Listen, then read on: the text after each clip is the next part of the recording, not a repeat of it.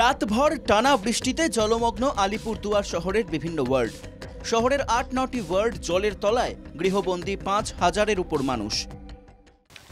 Main আমাদের এই নিষ্কাশনী ব্যবস্থা ভালো না, এই জন্য আমাদের রাস্তার মাথায় জল জমে আছে, যে জন্য আমরা টোটো, অটো বা বাইক নিয়ে যাওয়া সম্ভব হচ্ছে না। ২ নম্বর আমাদের ৮ নম্বর ওয়ার্ডের মেইন যে রাস্তা, যেটা দিয়ে ৮ নম্বর ওয়ার্ডের বেশিরভাগ লোক যাতায়াত করে, এই রাস্তাটা প্রচুর বেহাল অবস্থা। না এখন কেউ আসেনি। এবং কাউন্সিলররা? না, কাউন্সিলর আসেনি, কেউই আসেনি। না কেউ আসে নাই। তাহলে আপনারা মানে এই বাঁধের উপরেই থাকছেন কোনো রকমে? হ্যাঁ, কোনো রকমে এখন উপরেই আছি। ফুসছে রায়ডাক, শঙ্কোষ, কালজানি, ডিমা নদী। বাঁশের সাঁকো ভেঙে গিয়ে বালাটারি গ্রামের যোগাযোগ বিচ্ছিন্ন হয়ে গিয়েছে।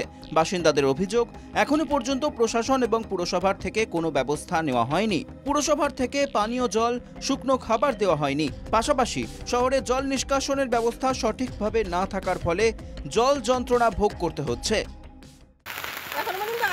প্রশাসন থেকে কেউ এসেছিল? না। আর কাউন্সিলর এসেছিল? না। পানীয় জলের ব্যবস্থা করা হয়েছে? না। কিছুই করা হয়নি? না। তাহলে আপনারা কিভাবে রয়েছেন? এভাবে আছি, এভাবে থাকতে হয় আমাদের। এখনো তো দেখলাম না। পৌরসভার পক্ষ থেকে কোনো পানীয় জলের ব্যবস্থা? না না, কিচ্ছু আসে নাই এখনো। কিছুই করা হয়নি? না না। কাউন্সিলর এসেছিল? দেখলাম না তো কাউরে। জমা জলের পাশাপাশি ভোগান্তি বাড়িয়েছে আলিপুরদুয়ার শহরের বিভিন্ন ওয়ার্ডের কঙ্কালসার রাস্তা। একাধিক জায়গায় রাস্তার গর্তে জল জমেছে, ফলে দুর্ঘটনার ঝুঁকি নিয়েই যাতায়াত করতে হচ্ছে শহরবাসীকে। না, ওই দিক দিয়ে জল করার ব্যবস্থা নাই। যখন ওই যে নদী দিয়ে যখন পাইপ দেয়, পাইপ বন্ধ করে দেয়, আর বাড়ি ঘর ভর্তি হয়ে যায় জলে, ঘরে জল ঢুকে। এই অবস্থা, আমরা খুব কষ্টে আছি। শহরের বেহাল নিকাশি ও রাস্তার কঙ্কালসার দশার কথা স্বীকার করেছেন আলিপুরদুয়ারের পুরপ্রধান ও কাউন্সিলর। তাদের আশ্বাস, দ্রুত সমস্যার সমাধান হবে। শুধু দেখুন না, কি অনেক ওয়ার্ডের রাস্তা যেরকম কিছু রাস্তা খারাপ আছে, আমাদের এগুলো প্রপোজাল দেওয়া আছে।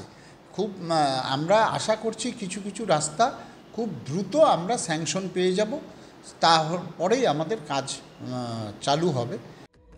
২০২২ সালে পুরসভা নির্বাচন জেতার পর শাসক দল শহরের বেহাল রাস্তা ও নিকাশির সংস্কারের প্রতিশ্রুতি দিয়েছিল।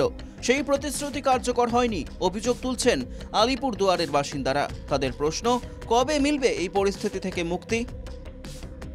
আলিপুরদুয়ার থেকে সুদীপ বন্দ্যোপাধ্যায়ের রিপোর্ট, NKTV বাংলা।